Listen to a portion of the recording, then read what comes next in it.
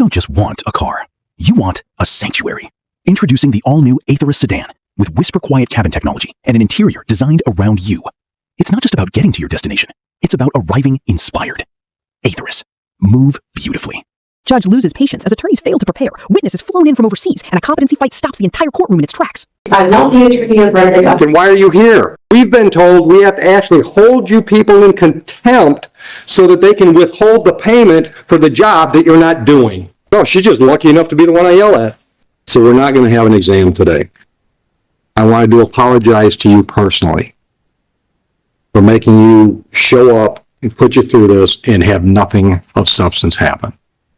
I also want to know exactly, with documentation to counsel, what it costs you to show up here today. Because if I find the attorney in contempt, I'm going to charge him for your costs. You understand that?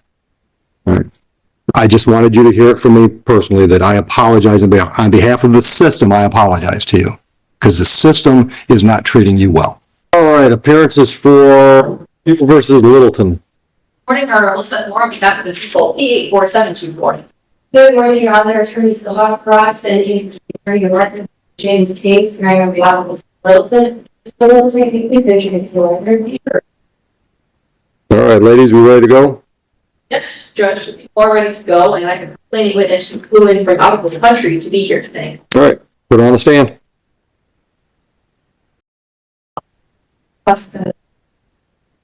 Your Honor, I mean, Mr. Wilson, to affirm the competency at this time, defense counsel is adamant that Mr. Wilson is no way understanding the nature or the object of the proceeding and cannot. But he is not fully aware, Your Honor, when I try to ask him or explain to him that I'm his attorney. He doesn't. Let me stop you. When did you talk to him and realize you had those problems? Well, it's been a compounded conversation. So it was the first time that it was a little off. If Your Honor was, I'm not sure if Your Honor was the judge protecting the at that time. Was not. Saying that I didn't think any. Counsel, my question was a simple one. When did you know you had this problem? So I'm telling you it's a compounded issue, Your Honor. It wasn't just the first time, it was the second time also. Denied. Denied. Twice I've asked you a direct question, you can't answer it. No, I asked you for a date. When did you know you had the problem? They flew somebody in from out of the country. If this was a problem you could have told them about a week ago, we could have avoided that. So we'll go ahead with the exam. You can do whatever you want. You can build whatever your record is. We're going to use the witnesses that are here today. I didn't ask for an argument, counsel. I just told you my decision. Going to be completely, I think to be ready and what to be Mr. Wilson had no opportunity to review the discovery. I'm not the attorney of record. Then why are you here? Who's the attorney of record? And that is correct, Judge, as much as Ms. So schedule a show cause for Attorney King for contempt of court. Would somebody like to explain to me why the attorney of record is not here for a scheduled exam? Well, I think understanding that there is a different matter that he's explaining to us is fine because I was going to come here anyway and because Mr. Wilson was going to refer to competency. No, he wasn't. No, he wasn't. You were going to ask for that.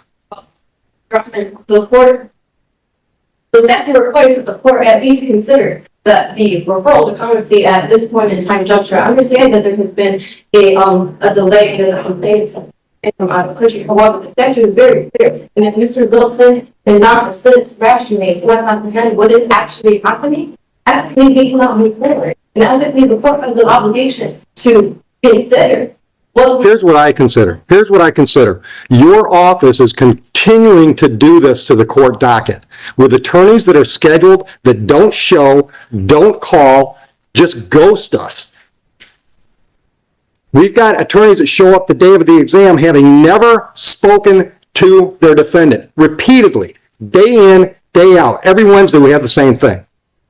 Your office is disrespecting the Wayne County bench. Is that clear?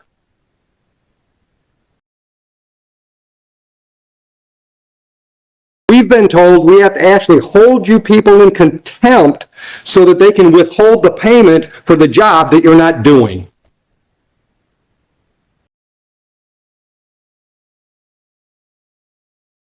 Would you like to say anything? Judge, I just asked for an opportunity to make a fair record, if I may. Go ahead.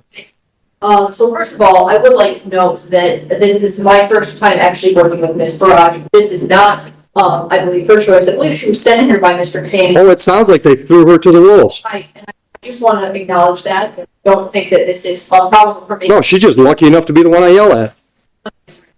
No. Judge, I contacted Mr. King. I called NDS last week, contacted them specifically so that I could figure out ahead of the PCC who the defense attorney was. I found out that it was Mr. King. I contacted Mr. King. I got a hold of him that day. It was the day before the probable cause conference. I let him know that I was personally sending him the digital discovery so that he could review it. I indicated that there may be some competency concerns, and I asked if he would let me know if he would be referring for competency. I also let him know that I spoke to the out of the country complaining witness, confirmed that the next 4 to 6 Wednesdays her free in her schedule, and let him know that we would be flying her in, and told Mr. King that I would make any of those days work, but that if we scheduled an exam for her to be flown into the country, and Judge, this is very important, this happened at the airport, so flown into the airport, that she was sexually assaulted in, that if that happened, and if she came here, we were holding this exam. Because I was not going to have the victim come all the way back here, only to be told that there was an adjournment request or have him be referred for competency. I asked Mr. King that. I did feel at the time like he was dismissing me, but I also recognized it was pre-PCC. The PCC happened. I appeared early. I was not present when the actual date was set. It was set for 7 days out. We did everything that we could to get the victim here. I had the officer in charge meet her where her plane landed at the actual gate to get her from the gate through the airport. Again, she was sexually assaulted into her hotel to keep her calm because she's been extremely traumatized as a result of this.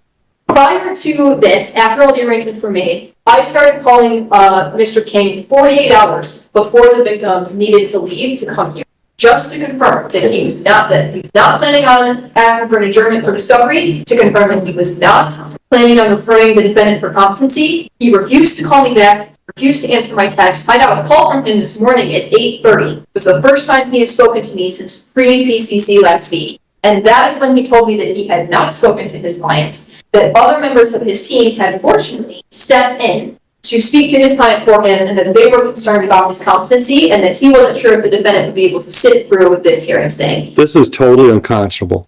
Which I told Mr. King that we would address the, because to be fair, Judge, Mr. King better bring a toothbrush when he comes for the show cause. Please send that message. Clear? Counsel? Clear? Answer my question. Clear? Make sure he brings a toothbrush when he comes for the show cause. Thank you. if I may, Judge, I recognize I have no actual power to object to a competency referral. And I recognize that. But the way that this was handled, it is one thing to inconvenience me, and I have a lot of respect for the Neighborhood Defender Services. There are several of them here at this courthouse that I have so much respect for. Me too. But how this was handled was completely inappropriate, and I told Mr. King that until there was an actual issue in court, we were here, we were ready to go, and I'm at a loss, Judge, because ethically as a prosecutor, I know that I cannot push to proceed when there is a genuine referral for competency. I don't want to compromise my ethics, but this is extremely difficult for the position that we are in, and the reason we're in this position is because of Mr. King. If I may, Your Honor. Yeah. Go ahead. Well, thank you, prosecutor, for the procedural history, and I can't speak to the conversations of the prosecutor had with Mr. King directly. However, I will remind or just say that at the times and moments that Mr. King was stating that he did not intend to refer to competency until after buying over, that those were true statements, and it wasn't until understanding the actual, and not to get into privileged communications and client confidential conversations that we've had, that even at this preliminary examination, even if it is probable cause, and even though he's told the prosecutor that we don't intend to refer to competency until later, it was clear that Mr. Littleton has an issue understanding the order, nature, and proceedings, as well as not being able to assist rationally in his defense. So it's not to say that Mr. King wasn't being honest or truthful, but he was being lazy and unprofessional, counsel. He never spoke to the defendant. Your Honor, Unless she's lying to me, King told her he'd never met with Mr. Littleton. Other people from his office had. I wasn't part of that conversation. I can't speak to them. I'm not Then I'm going to take her at her word. lying. Just saying that all the times that she was speaking with Mr. K, and he made the applications and the intention of holding this exam, that was his intention. It wasn't to be dismissive, it wasn't refusing to communicate, that he was figuring out. Counsel, stop, or I'll hold you in contempt. Just trying to make my argument. Keep talking, I'll hold you in contempt. I'm not going to let you make your argument because you don't know what you're talking about. You're not talking from firsthand knowledge. She is. Sit down. Counsel, don't test me. I'm sorry. Sit down. You're done speaking today. Done speaking today? Yes, ma'am. Who flew in?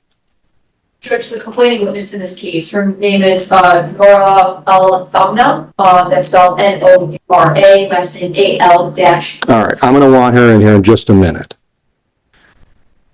Do the paperwork so we can send Mr. Littleton for his competency, which will be 6 months down the road before we hear anything. You guys can take Mr. Littleton back into lockup when you're complaining to him. Just podium, yeah. Right here, ma'am. Right here. Yeah. Did you tell her what happened? I did not. I told her that there was an issue and he wanted to see her and that I would explain as instructed. So we're not going to have an exam today. I wanted to apologize to you personally for making you show up and put you through this and have nothing of substance happen. I also want to know exactly, with documentation to counsel, what it costs you to show up here today.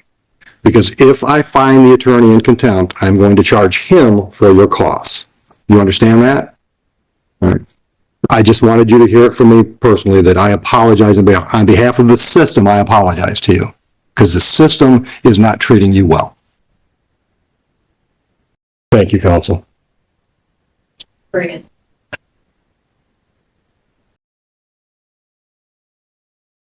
Is more anything else? Thank you. And again, I just want to acknowledge that I do not believe that Ms. Farage did anything. She was just sent. I don't disagree. Thank you.